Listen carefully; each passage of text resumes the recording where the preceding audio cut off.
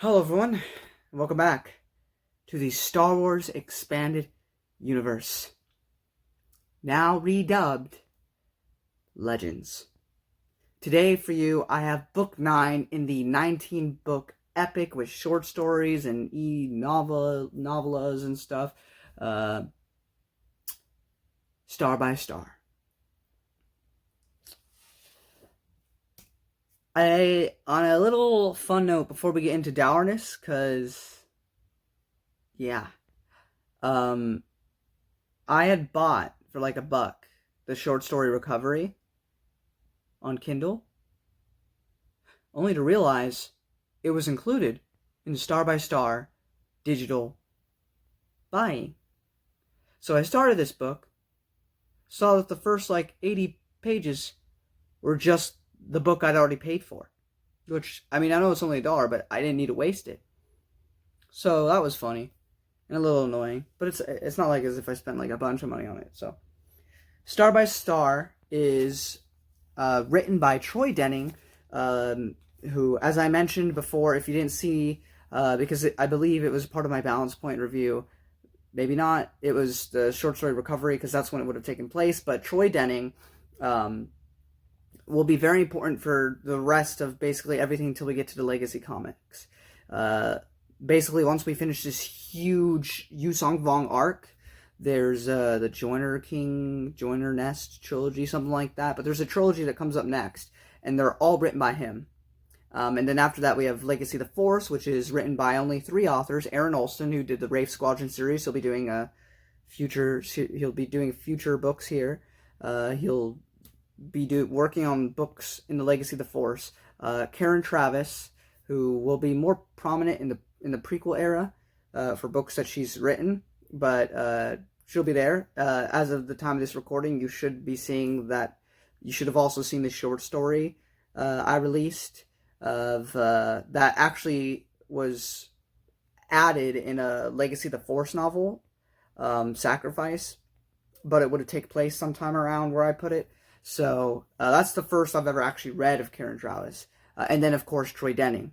And then Fate of the Jedi, which is the next big series, will also include Troy Denning. So he becomes a huge part of the last bit of the Star Wars saga before we get to the Legacy comics. And then finally, Crucible, which is the final novel chronologically that we have because the EU got stopped.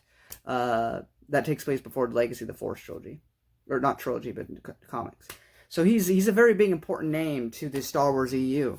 I also reviewed Tatooine's Ghost, which I believe was written by him. That was an okay book, but yeah, Star by Star.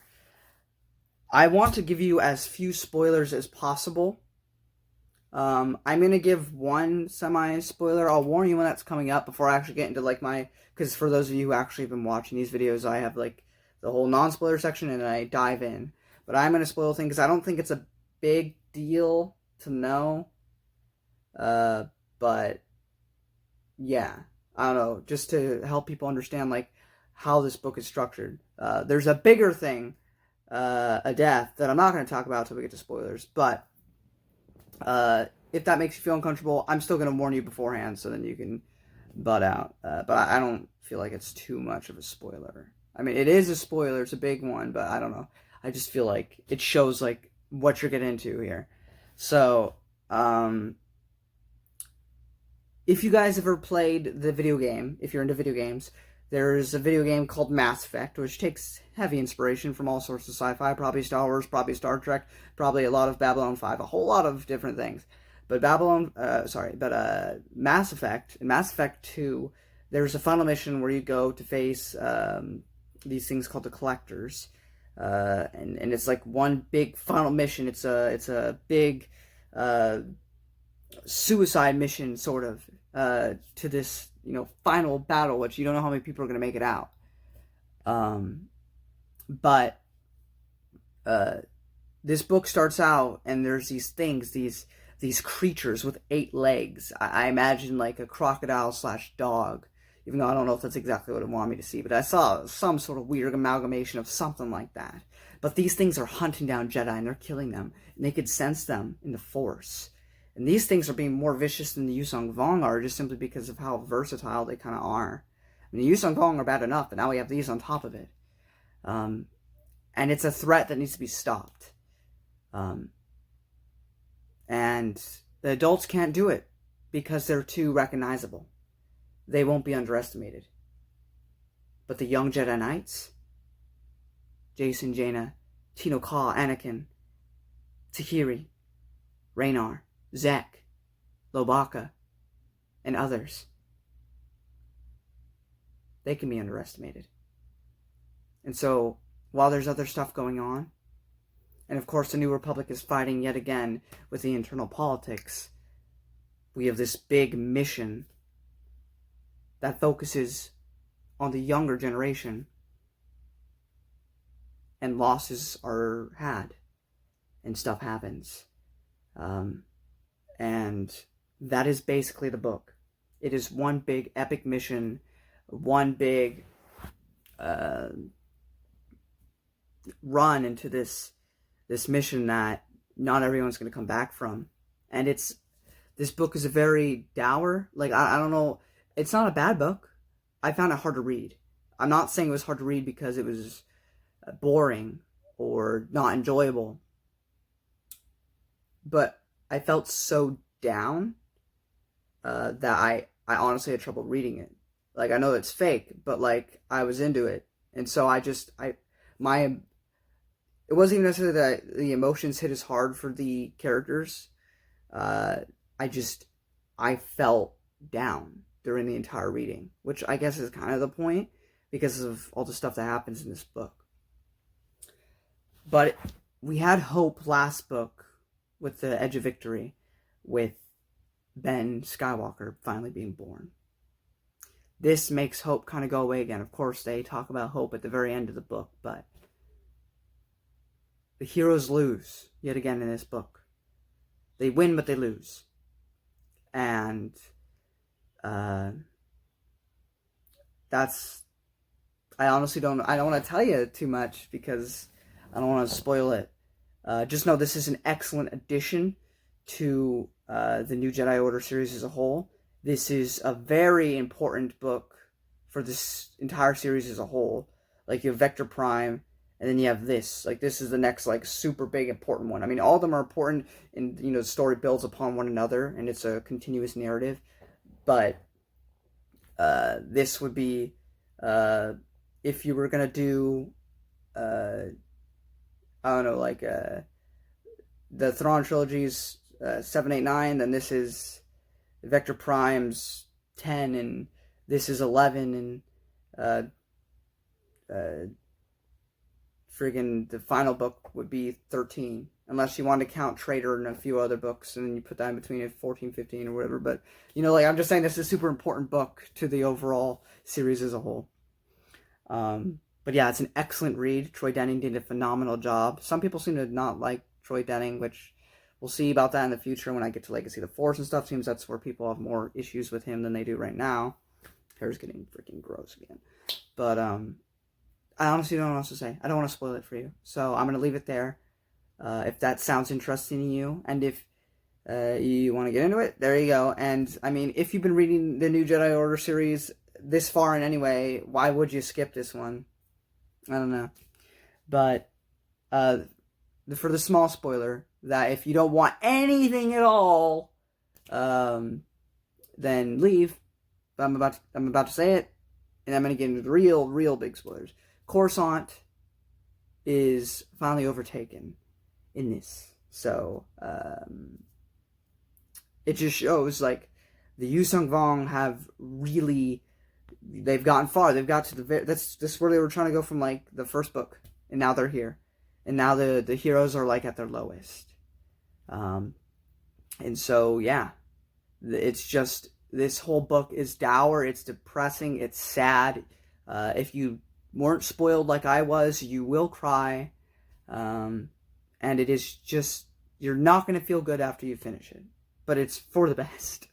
And yeah, a lot of stuff happens on this book. So if you feel like, oh my gosh, she's spoiled after me, trust me, I still have a bunch of notes to get through. You don't even know. You don't even know yet. You don't even know. You'll even know. I've spoiled nothing. I'm about to get all into it. But but yeah. So I hope you go check it out if you haven't seen it. If you are an EU fan who's already read this before, then I hope you come and join me as I now get into spoilers. But for those of you who don't want all the spoilers for the entire book, get out.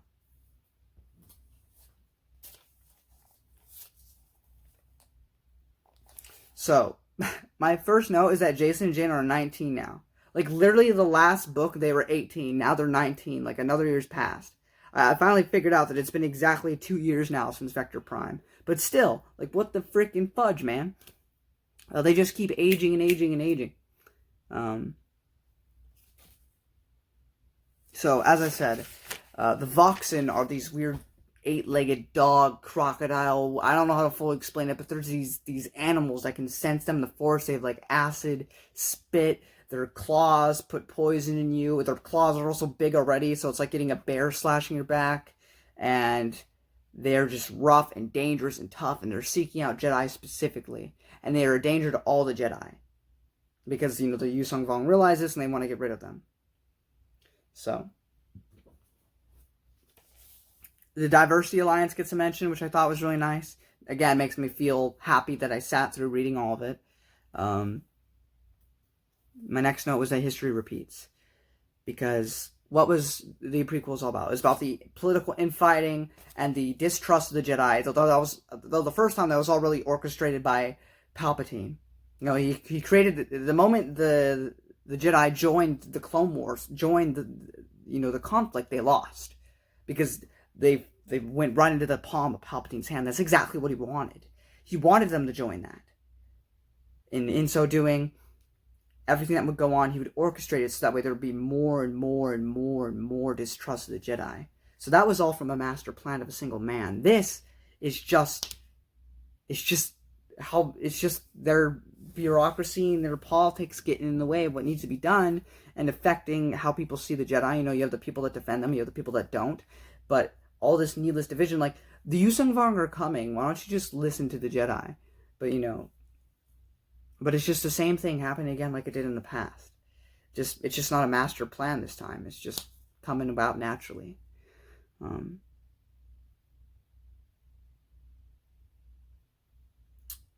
Freaking...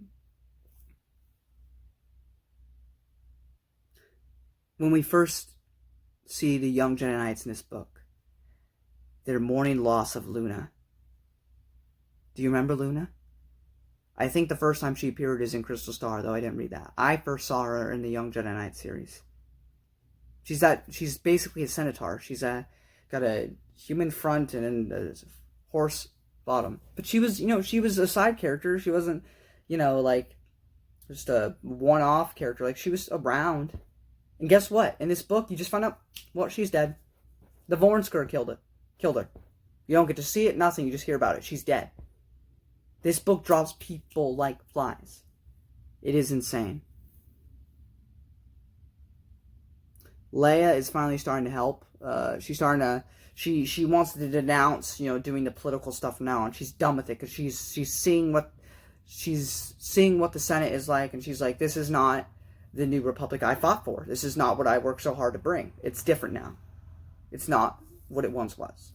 And so she's done with it. And now she's giving more into her Jedi stuff.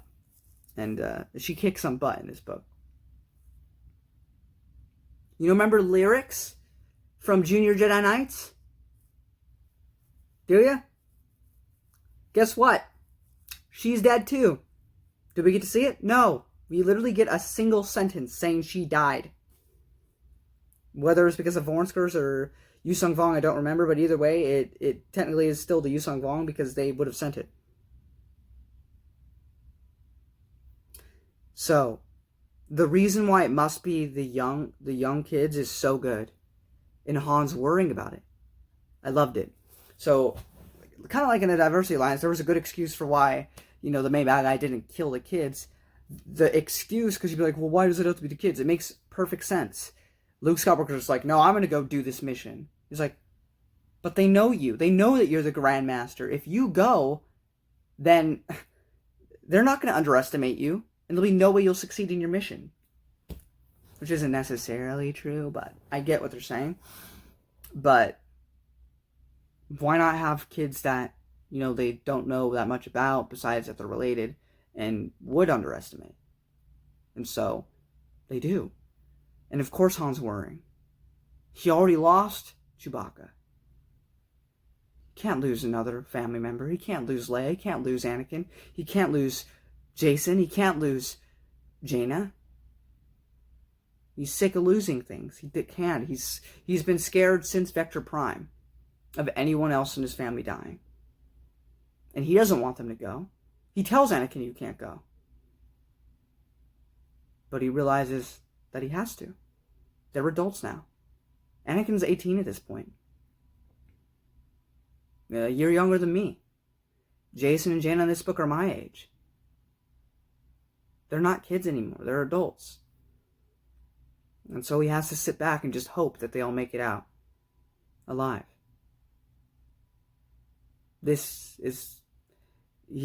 Han and everyone still does stuff in these books, and they'll still do stuff in the future. But being the main heroes of this series is kind of past. They're the Admiral Akbars now. They're the General Belobus's now. They're the Mon Mothmas. Except for Luke. He's still kind of a main character, and Mara. But it's the kids now. They're the main heroes. And they have to risk it. And I just enjoyed all that. That was his whole conversation with Anakin. Anakin feeling upset because he feels like his dad doesn't trust him due to, everything with Chewbacca. It was just really good writing. Loved it. There's a part where the Yuuzahn Vong have captured, all the kids, and they're trying to get information out of them. They want to know where the Jedi secret base is. So they get the Vernskers with the freaking, even their freaking saliva is acidic. Like, this is how bad these creatures are. And there's a bith, and they start, dropping it on them, so the face starts melting. But this time, Leia mouths off, Jaina mouths off to them. And she's prepared to get hurt. She doesn't care if she gets hurt. The Yuuzahn Vong realize that. They don't hurt her. They tell her to choose between her two brothers. Either that, or they're going to make the one they already made suffer more. And she chooses Anakin. You know what? Anakin doesn't even cry once. He keeps his mouth shut. He takes it. Which was insane.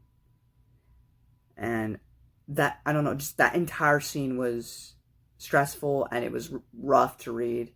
And it was a really memorable part of the book. And Tez Vong lost, whatever his name is, Tez Vong is ready for Coruscant. He's ready to take on, the place I've been trying to get for so many books.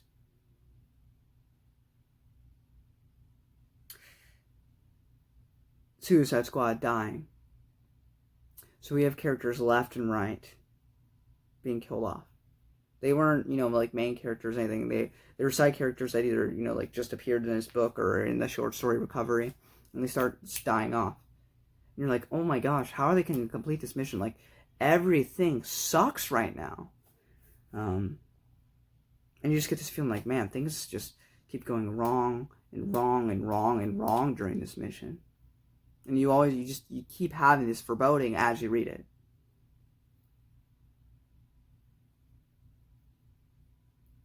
Raynar, I'm not 100% certain, because I don't know if it was super clear, but I'm pretty sure that Raynar is dead. Raynar, who's a part of all of the Young Jedi Knight series. He died. Pretty sure. And that one was pretty crazy in and of itself, because he's been around for a while. So I was surprised.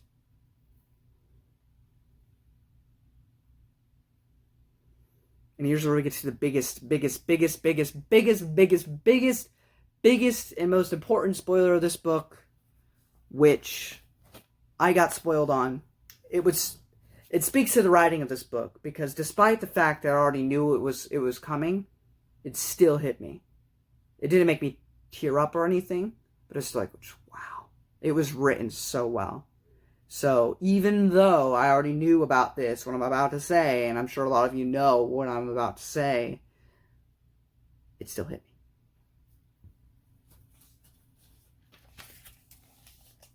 me. Anakin's epic death. That's right. The youngest Solo dies in this book. And you kind of see it coming. You know, like, even if I didn't know, I'd be like, he gets injured, and they keep, just, describing the pain and that he's feeling, and how hard it is for him to keep moving, but he keeps pushing himself, he keeps doing it. And it gets to a point where he's having such struggle, but he relies on his emotions, not on the negative ones, not on hate, not on fear, not on anger, but on his love for his family, and the need to protect his friends and all of that. And he's just endowed with the Force. I don't know if anyone else has done this before. They might have. I don't know everything about the lore of Star Wars, but this is the first time I've seen this. And he's just being epic, killing things left and right. But of course, that still can't last forever. It even says, like, he's carrying such immense power within him that his hurt body can't contain this power that is surging through him. And so he dies, protecting and defending his friends and his family. Now, of course, that wasn't originally the plan. Originally, the plan was for Anakin to be the main hero of this entire series and moving on forward to other series. And Jason was going to die. But that changed when the beginning of the book got written, because George Lucas said, no, I want Anakin to die so no one gets confused between Anakin Skywalker and Anakin Solo. So it was Anakin who got the chopping block, and Jason would move on to be kind of the main guy till other things happen that we'll get to later. But regardless, it hit hard. And it set, the tone was already really dire. And now you just kind of feel empty for the rest of the book. But it doesn't stop there. The scene right after, with Han and Leia. So Han's just like discussing things with, I don't know if it was Lando, it might have been Lando, and like someone else. When all of a sudden he just hears this screaming, this screeching that he's never heard before come from his wife. But he knows it's in the direction where his wife is. So he goes in there, expecting, someone attacking her. Nothing's happening. She's on the floor in a fetal position, crying and whimpering. She asks Leia what's wrong. All she can say is, And she's crying, pouring it on the floor, unable to control herself. And he says, what's wrong? She still can't say the word, but she says, But he knows that Anakin is dead. And he kind of just starts shooting anything that isn't alive. Starts shooting holocams, and I don't know, there might have been a lamp, but stuff like that. He just starts blasting away. But at the same time, he realizes he needs to be strong.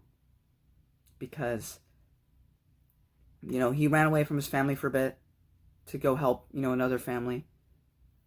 And, he can't let Leia be alone. So he has to be the strong one this time for the both of them. So he's his support for Leia. But that entire scene, oh my God, that was tough. But anyway.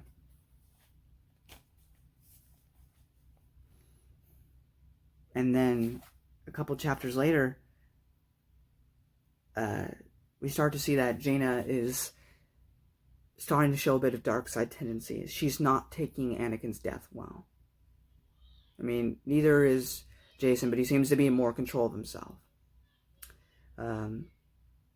But when she's fighting, a single bad guy, that if you can hear my brother screaming, it's because he's playing Fortnite and doesn't know how to shut the hell up. I'm sorry. He likes to scream a lot, and it's very frustrating. So if you can hear it, I apologize. If you can't, thank the Lord. Anyway, she's fighting Yuuzahn Vong, Jaina Solo, if I didn't say it before. And what did she use to take out this villain? She uses Force Lightning and shoots him right through the chest. For the first time. It was pretty epic. Though, of course, worried for her. Though I know she'll be alright. Because I've been spoiled on stuff. But, still. That was epic.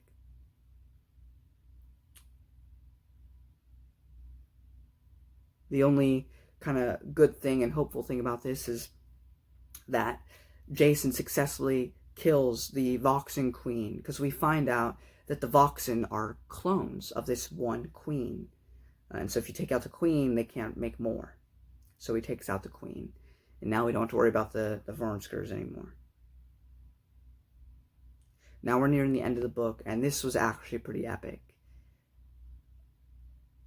Borskvela is one of the most horrible people I've ever read about, or seen, or played, video game, movie, music, whatever. He's one of the worst characters in the world for all the right reasons. Like, you're supposed to hate him. But never once did I think he deserved to die. I think he was a sleazy scumbag. I think he was a jerk. But I don't think he deserved to die.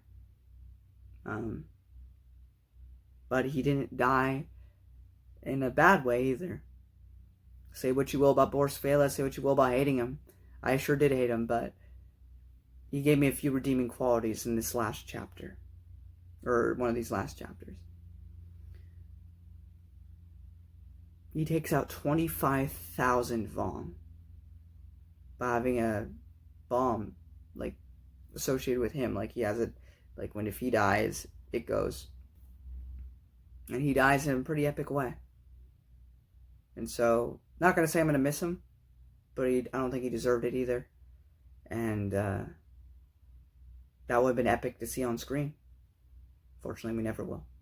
But that was pretty epic. Not going to lie.